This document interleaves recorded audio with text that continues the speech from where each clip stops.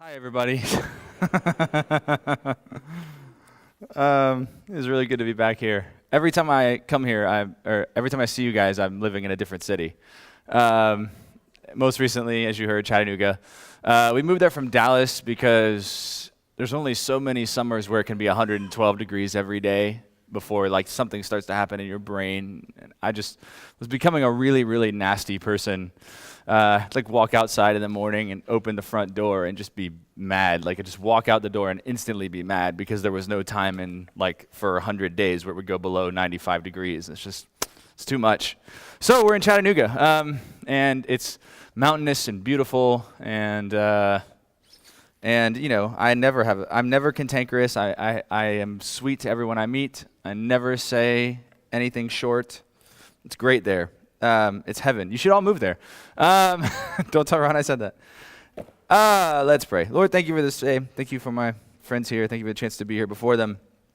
It is wonderful to be here. I ask that you would show up and that you would speak through me or in spite of me, whichever you want, and I'll be happy. Amen. So Anna and I go to a very hip, cool Anglican church in Chattanooga.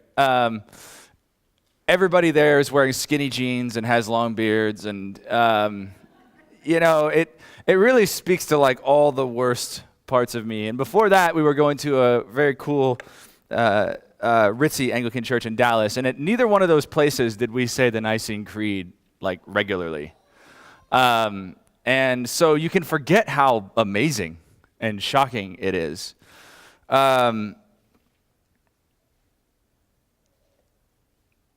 God from God, light from light, very God from very God, begotten, not made, of one being with the Father, by whom all things were made. Like, if you don't say it for a long time, it really just arrests you when you do. I won't bore you guys with the history lesson, but the amount of ink and sweat and tears and blood that were shed to make those words part of the Christian heritage is astonishing. Like, there were people who were willing to suffer exile and to have their limbs cut off in order to make sure that the future generations of the church would know that the one who appears to us in Bethlehem and then at the cross is no one else but God himself, of one being with the Father, by whom all things were made, and then who for us and for our salvation came down from heaven. It's not, people fought with all they had so that future generations of Christians would say that. And for a long time, it looked like they were losing the fight. And yet here we stood up this morning and we said it. And it's crazy when you think about it, because what we're actually saying is that no one other than the God who made everything is the one who came for our salvation. The drama of the creed, the most important thing about what we say when we say the creed, is that God acted. It's not about us. It's like tangentially about us for our salvation. But God did the thing. God made the universe. God came for our salvation. And it's such a dislocating thing, because part of what was so crazy about living in a city as big and as wealthy as Dallas is how many people were spending money, time, energy, putting me at the center of the universe, putting you at the center of the universe. The world's richest man, I don't know if you know this, the new world's richest man is Jeff Bezos, the founder of Amazon, who 10 years ago was worth $4 billion, which is still more than I can really get my head around, but is now worth $91 billion. In that 10 years, he made $8.5 billion a year. That many people were willing to give him their money. And the reason they were is because Bezos, he'll tell you, I have set out to build the most customer-obsessed company in the history of the world. In other words, Bezos makes $8.5 billion a year because better than anybody else, he puts you and me at the center of the universe. And the creed is about something completely different. It's about God being the center of the universe. It's about God's action being the action that matters. In other words, God is not courting our favor. God is not doing what Jeff Bezos does to make us the center of our own little universe. And that is a good start to understand what Paul is doing in this bit that we read from Romans 6. So Paul says, I'm speaking after the manner of humans. I'm speaking in a human way because of the weakness of your flesh. What he's basically saying is, y'all blockheaded. So I'll put these cookies on the low shelf. And then he proceeds to talk about a kind of slavery and a kind of freedom. He says, when you were free, big quotation marks there, when you were free from righteousness, you were slaves to sin. And now that you've been set free from sin and are slaves to God, now offer your members to God. And because we are people who will give somebody $8.5 billion a year to keep us at the center of the universe, we read this passage and the only words we're seeing are slave and free. Because what we want to know is, who do I owe and how do I get out of debt? Who do I owe and how do I get them off my back? How do I preserve and maximize my own freedom? How do I make sure that I remain at the center of my own little universe? Now, the problem with figures of speech is that they break down, right? Like, they don't fit the situation perfectly. They're there to help us understand. But Paul's playing a trick on you, because you would read this passage and you would think that basically you've got two options and they're sort of equal and opposite options, right? Like, I can be a slave to sin or I can be a slave to God. I can be free from sin or I can be free from righteousness. And there's wages of sin, and then there's wages, well, actually, that one's different. But the idea, I mean, the place where we live in the universe is one where everybody wants you to understand you have options, right? If you are just, and it really doesn't matter if you're young or old, like whatever place in the world you occupy, there's somebody out there who wants you to believe that you have options. And what Paul is actually telling us is, no, it's not that way at all. Like, it kind of is, so I can put the cookies down here, but in fact, you're caught up in something that's bigger than you, that you didn't have any choice over, and that now, thank God, you've been rescued from. Because all of the choices that we make for God, all of our attempts to worship Him, all of our attempts to give thanks and live for Him, all of that is just the echoes on the water of the big rock that fell into it. Anna and I live in Chattanooga now, and one of the things that's great about Chattanooga is that when it's 93 degrees here, you people hide in air-conditioned buildings. And when it's 93 degrees in Chattanooga, we just go to one of 24 rivers within 10 minutes of our house where the water is 50 degrees because it's coming down from the mountaintops, and you can just sit in the water, and it's like, it's so beautiful. You just sit there, and you feel good, and you know that it's like, if you get out, it's hot, but where you are, it's really nice. You just chill, and the river just kind of flows against you and tells you everything's going to be okay. And what I like to do is find the biggest, flattest, most potentially destructive rock I can, and then see how many skips I can send it down the river. And oftentimes I forget that there are other people. And so I've had some close calls where I skip it and like right by somebody, and then I have to, it's like, I'm sorry, I didn't mean to do that. And they're like, really? You didn't mean to, when you skip that rock across the water, you didn't mean for it to keep bouncing, and you meant to do it. You're an idiot. So the point is, though, when you skip that rock, right, what happens is that the water, which is already kind of going all this way, it's temporarily disrupted, and there's this little ripple echo from where the rock hits it, right? The rock is what matters. That's what the Creed is telling us, and that's what Romans 6 is actually telling us. It's God's action that matters here. So, you once were slaves to sin. You didn't ask for that, and you didn't choose it. You inherited it. It's part of the hardware of human race. And it's a bug, not a feature. It's something that is sort of endemic to the condition. And because of it, you're constantly going down a river. From one sin to a bigger sin to a bigger sin. So what Paul says here is,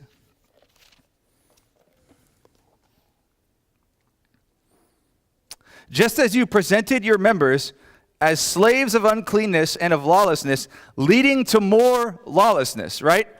So it starts here and it gets bigger. And if you want to know what he means by that, I'll just slip real quick back to Romans 1:32. 1:18. Okay, I'll try that again. 1:24.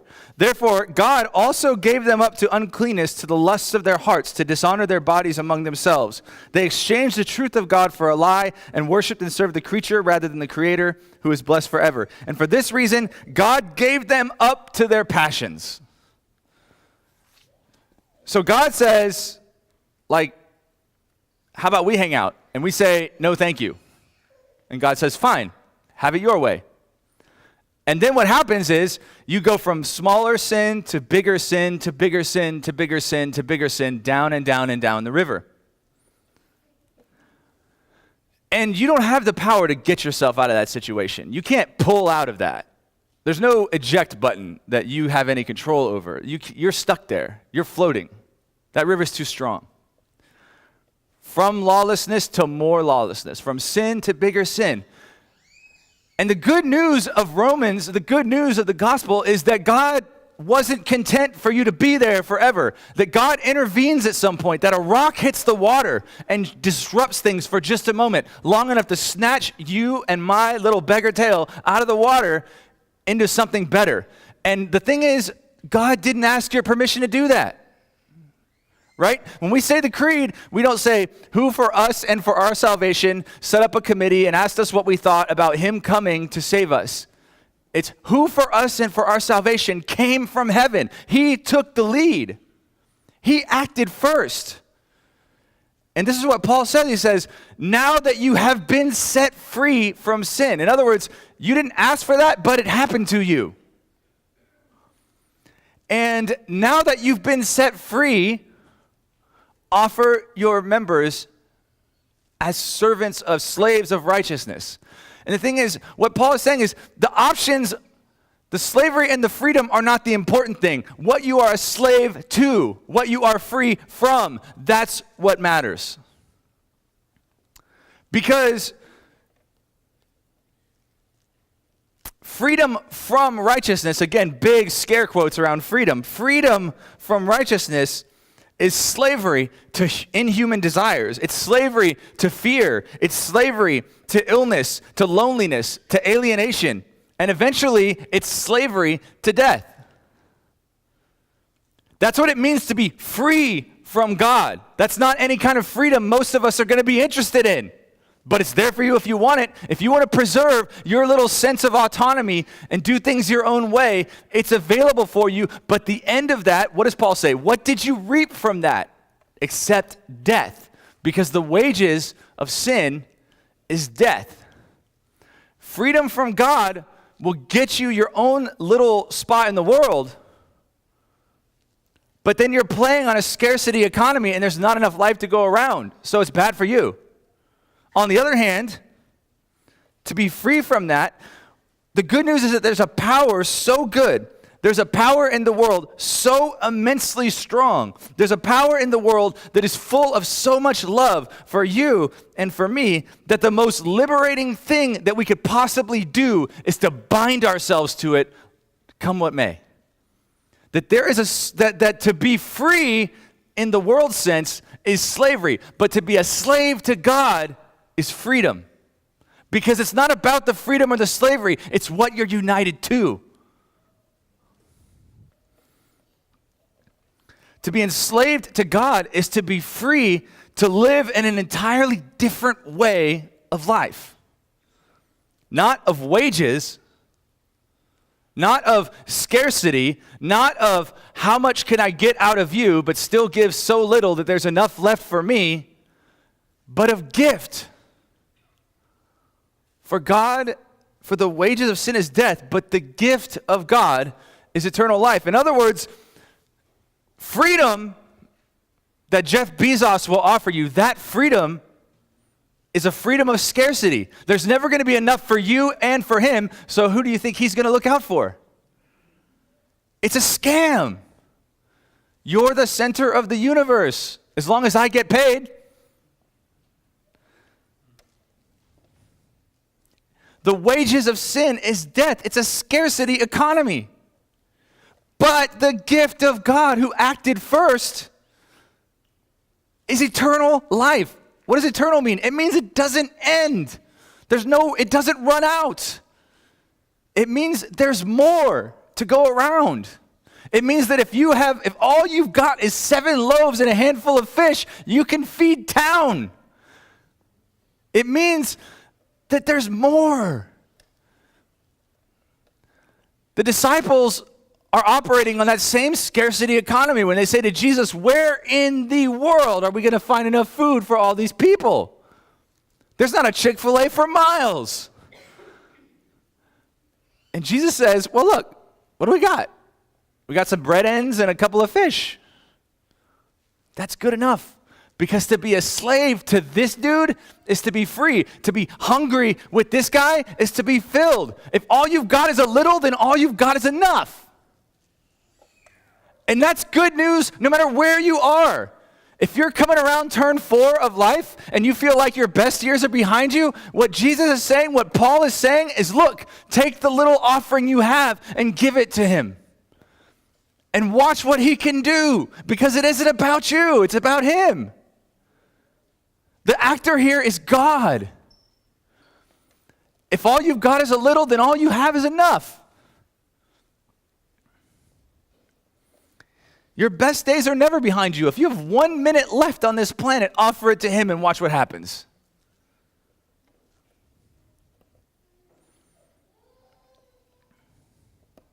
God has already set you free.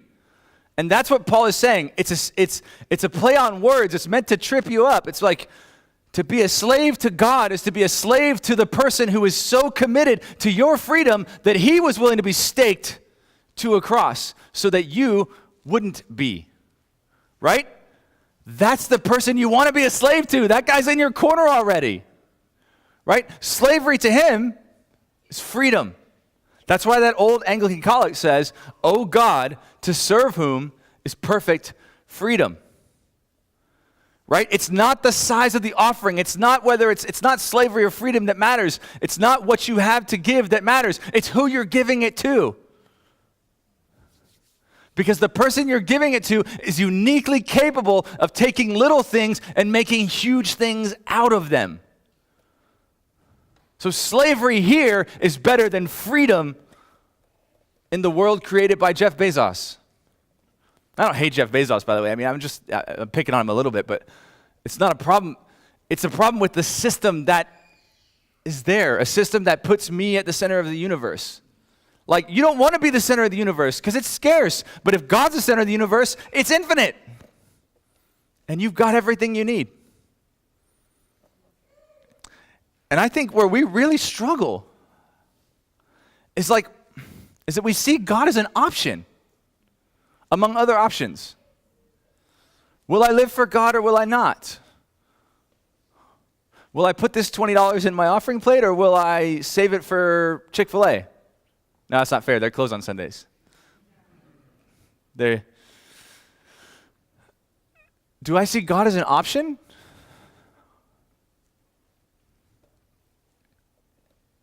Am I so impressed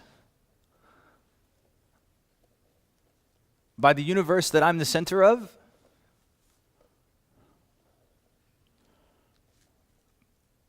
Or do I really see that the primary actor in my life is God?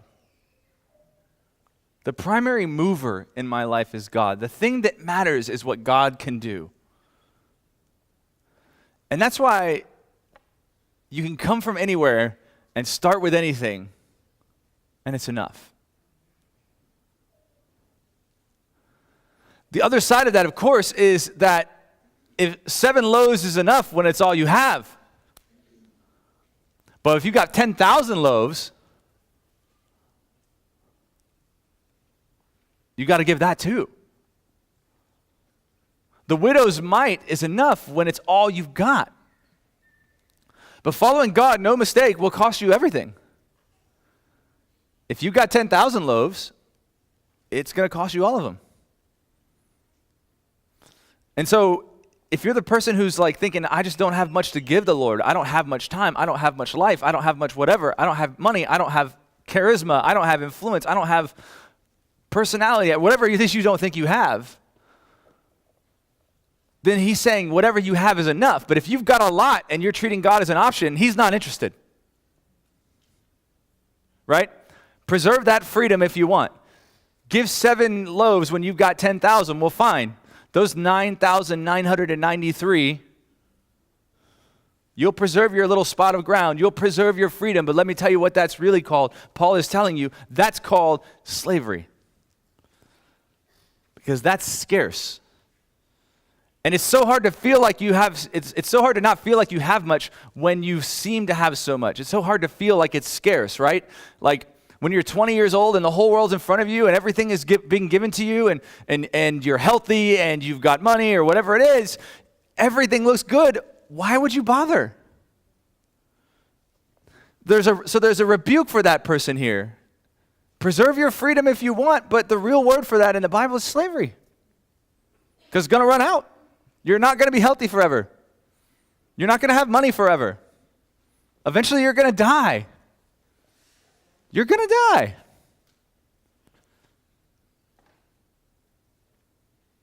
And if you want to put your hope in the things that are passing away, fine.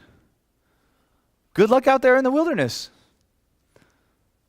But if you're in the wilderness and you're wondering how you're going to get out and all you've got is 7 loaves, it doesn't matter. It's enough because it's who you give it to that matters.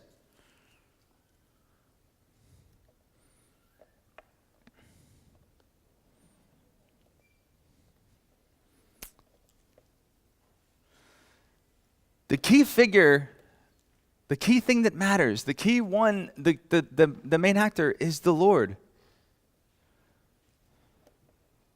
And the Lord upsets all that the Lord upsets all this stuff.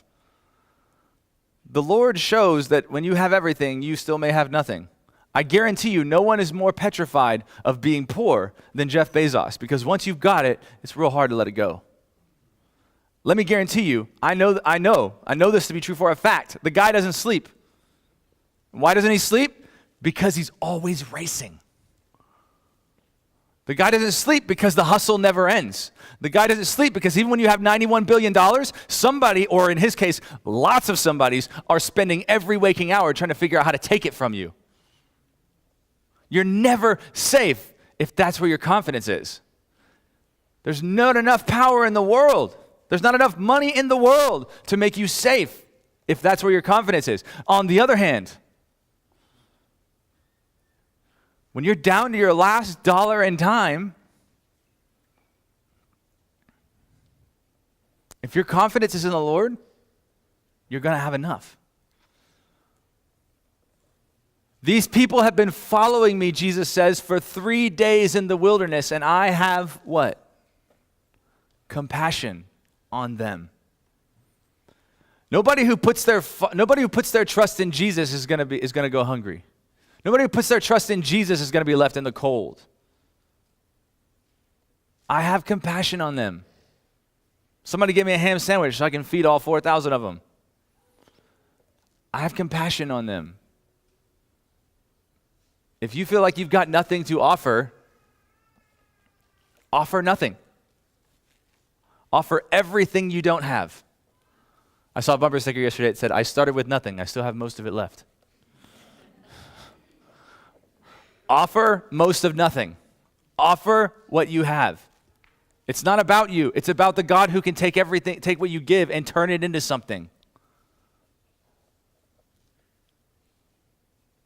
I have compassion on them. I've got to feed them. You can't do any better in life than to put yourself 2 inches from the guy who says, I have compassion on them. I have to feed them. Right?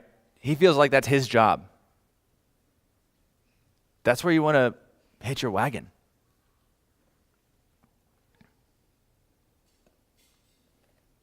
It's not about slavery and freedom. It's not about how big or small your offering is. It's about whose hands you put it in. In the name of the Father, the Son, and the Holy Spirit. Amen.